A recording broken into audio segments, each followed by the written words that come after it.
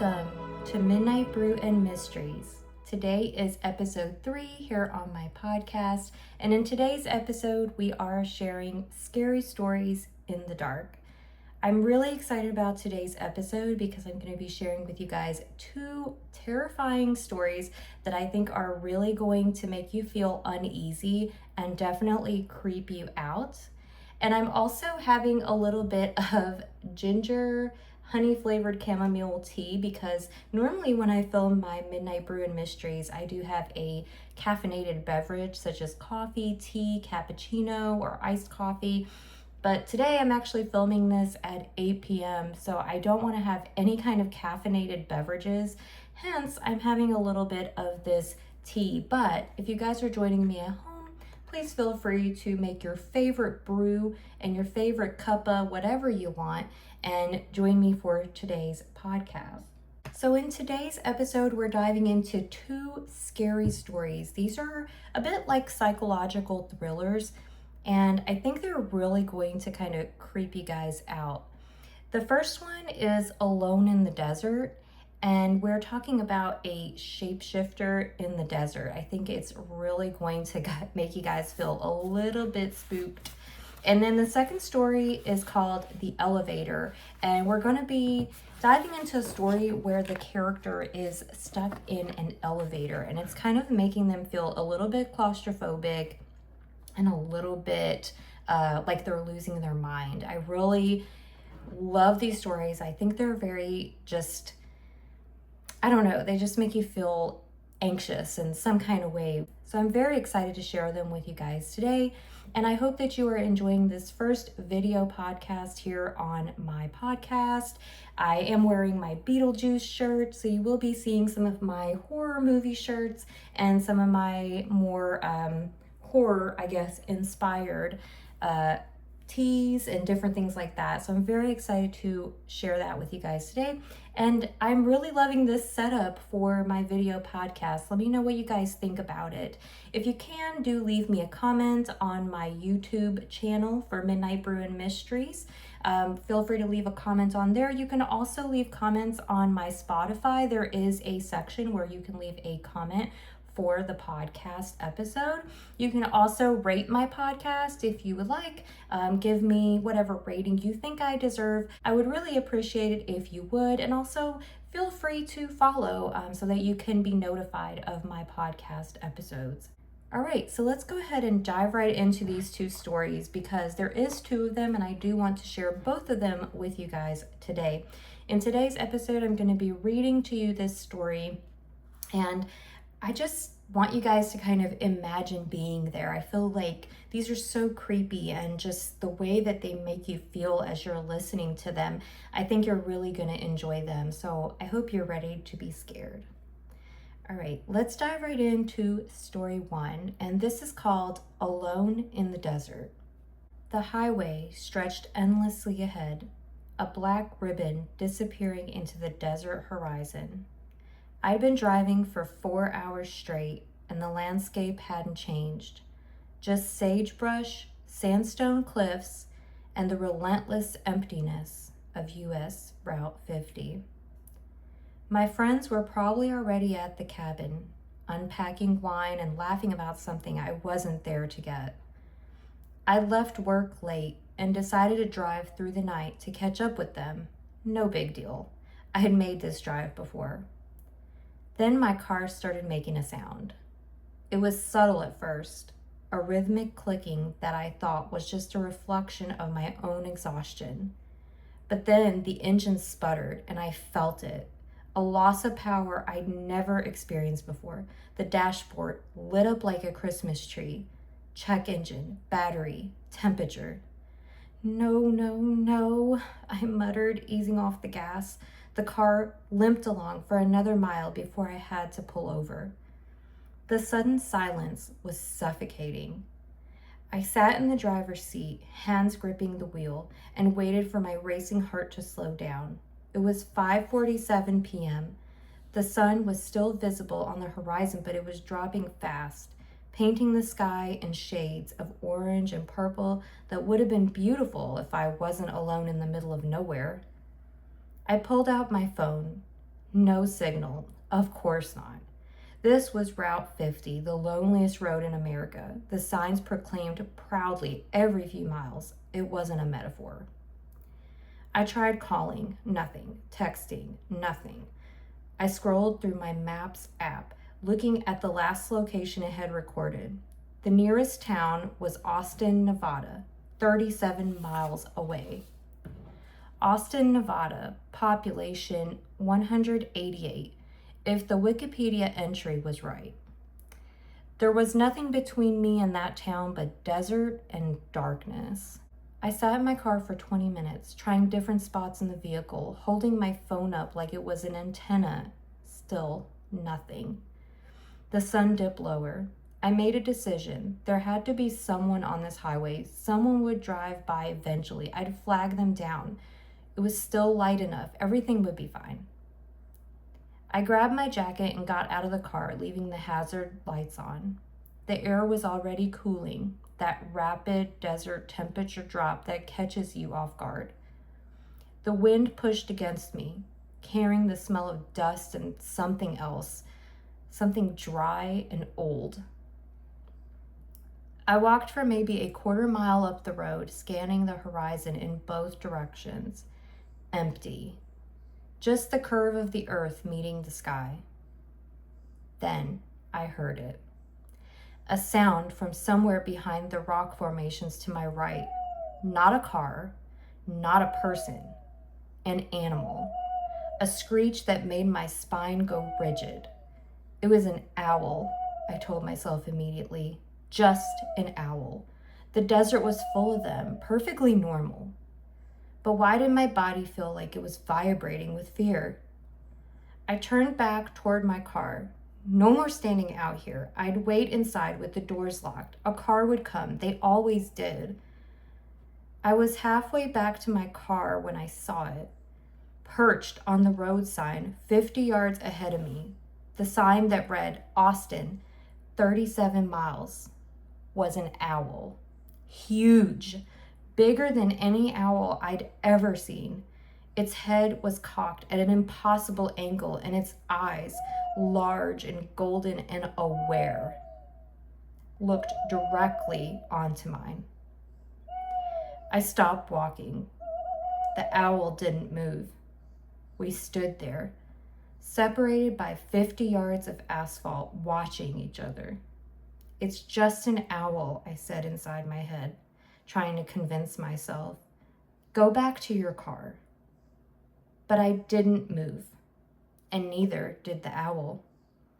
The golden eyes never blinked. It was studying me the way I was studying it, and there was something in that regard that felt wrong. Intelligent in a way that made my skin crawl. The owl's head turned slowly, deliberately, a full 90 degrees, still staring at me with those impossible eyes. That's when I ran. I didn't think about it. My body just moved, sprinting back toward my car, my shoes crunching loud on the gravel shoulder. I didn't look back. I could feel it watching me, those eyes burning into my spine, and I didn't slow down until I reached my car and threw myself inside, locking the doors. My hands were shaking as I turned on the interior light. The owl was gone. Just the road sign, the same as 1,000 others I'd passed. Empty. It was just an owl, I whispered, my breath fogging the window. Just a bird. But my heart wouldn't slow down. I sat in my car as the sun continued its descent, watching the sky turn from orange to a deep red gold to something closer to purple. The temperature drop became noticeable. I turned on the heat, even though the engine wouldn't run. Habit. At 6:15, I saw someone on the road ahead. My heart jumped. A figure walking toward my car, walking out of the desert actually, not on the road, but moving toward it from the empty scrubland, tall and thin, its movements somehow jerky and uncoordinated, like it wasn't used to operating a human body. No, that was crazy. It was a human body. As it got closer, I could see it more clearly. A person, or something shaped like a person. It wore clothes that seemed out of place on its frame, a t-shirt and jeans that hung off of it wrong, like they didn't quite fit the shape underneath. The skin, visible on its arms and face, had a grayish quality in the fading light, too pale, almost translucent. It was moving toward my car. No, I breathed. I locked the doors again, even though they were already locked. The figure continued its approach, and I could see its face now. Too long, with features that seemed slightly off-center, as if someone had drawn a human face from memory and gotten a few proportions wrong. Its eyes were dark, but they had a luminescence to them, that same golden quality as the owl's eyes, just muted and buried deep in the pupils. It reached my window and stopped. We were separated by maybe 6 inches of glass. I couldn't move, couldn't scream. My entire body had gone numb with a fear so primal it turned off all my thinking functions. This was the kind of fear that makes prey animals freeze. The figure tilted its head, the same movement as the owl. That slow, deliberate, utterly wrong movement. "Help?" it said.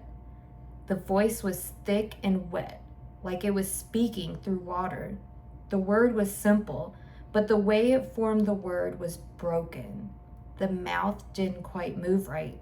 The lips didn't sync with the sound. "Help?" it said again. "Car broken?" I couldn't breathe.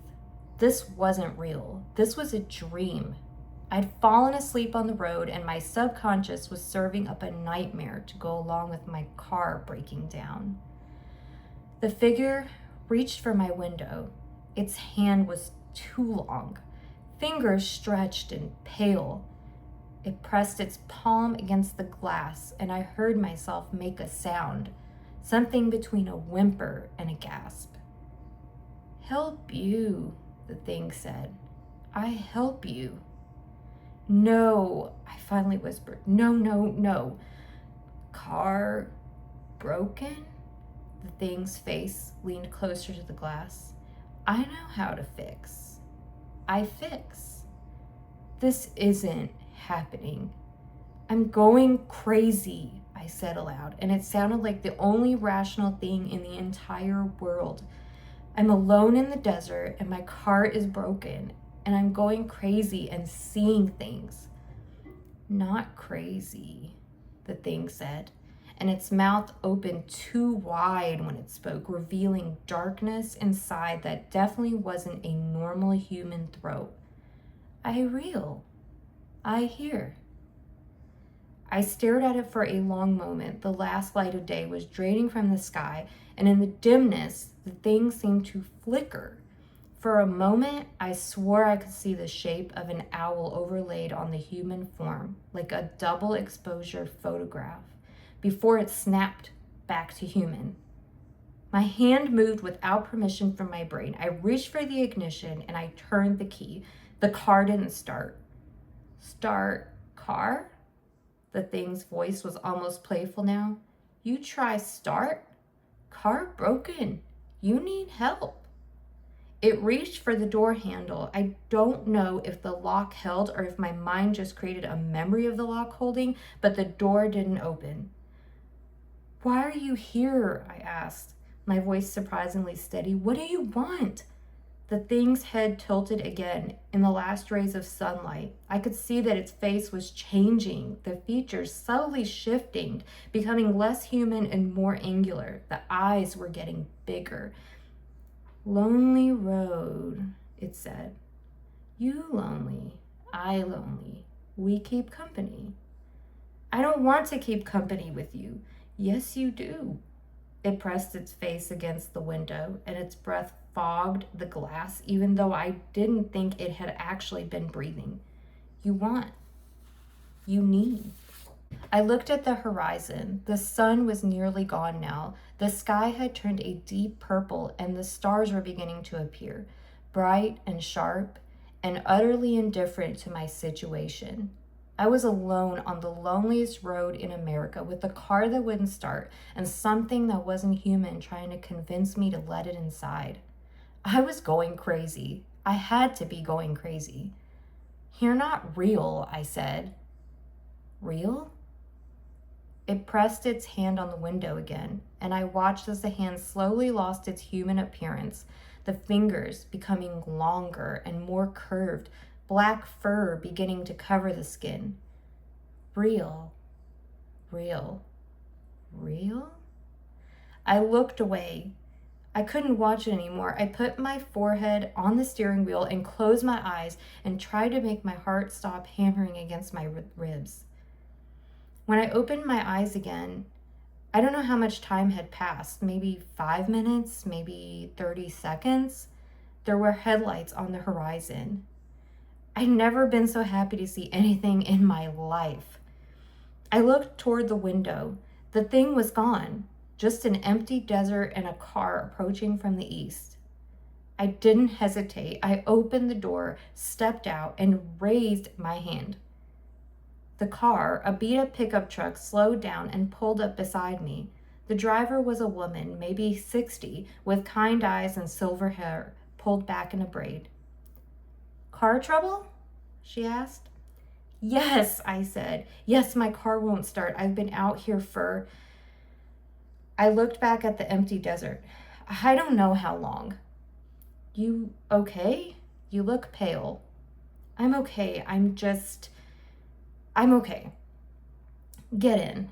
There's no cell service out here, but Austin is just up the road. I can get you to a mechanic. I didn't look back at my car. I didn't look at the desert. I got into that pickup truck and didn't take my eyes off the road ahead as we drove into the gathering darkness. The mechanic in Austin got my car running by the next morning. A faulty alternator. Simple. The tow truck driver said these kinds of things happen all the time on Route 50. People broke down, got scared, thought they saw things. The desert played tricks on their mind when they were alone. I drove the rest of the way to Lake Tahoe on empty roads, gripping the steering wheel tight, checking my mirrors constantly. My friends were waiting at the cabin. They poured me wine and laughed and said I looked like I'd seen a ghost. I laughed with them, but something inside me had changed, or maybe something inside me had broken. Because here's the thing, I don't actually believe in shapeshifters. I'm a rational person. I work in finance. I don't believe in things that can't be explained. But I also can't quite convince myself that what I saw in the desert wasn't real. And every night since, when I close my eyes, I see those golden eyes. Sometimes owl shape, sometimes human shape, but always watching.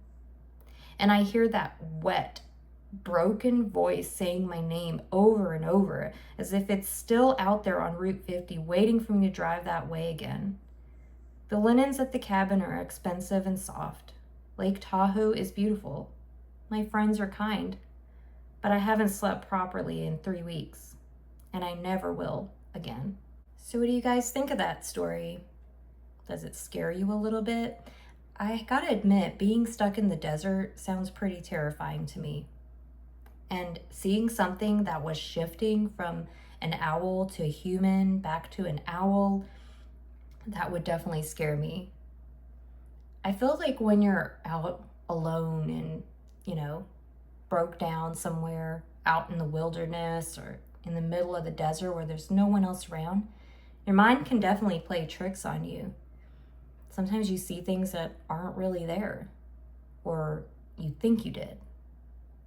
With that, let's go ahead and dive into story number 2. And this one is called The Elevator. The elevator doors slid shut with a soft, ordinary chime. One of those sounds you never notice until something goes wrong. I remember glancing at the floor numbers lighting up one by one. 3, 4, 5. Just another Monday. Just another ride to the same gray office where nothing ever happens. Then the lights flickered. The elevator jerked, hard enough to make everyone stumble, and stopped. At first there was silence, the kind that feels temporary, like a held breath.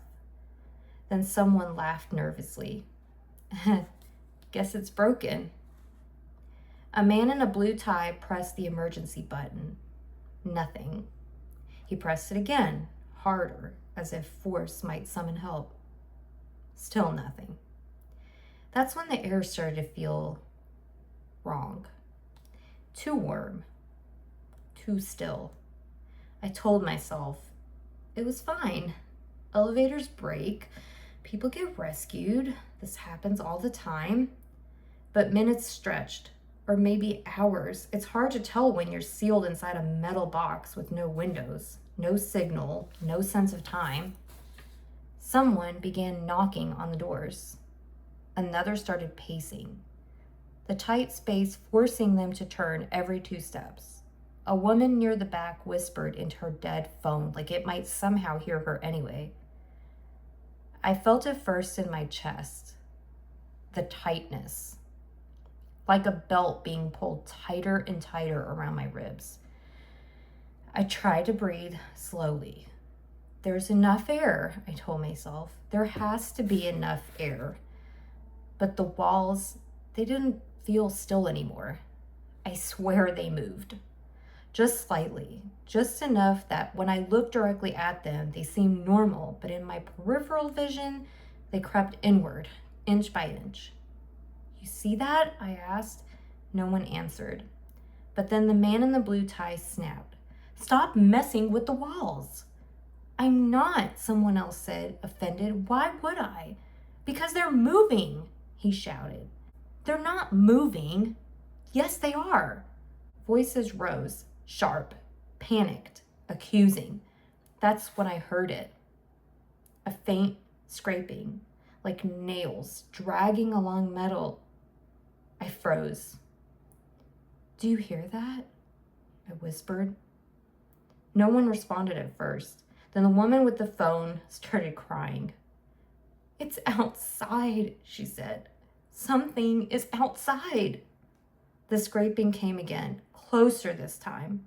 I pressed myself against the wall, then immediately recoiled. It felt soft, not metal, not solid.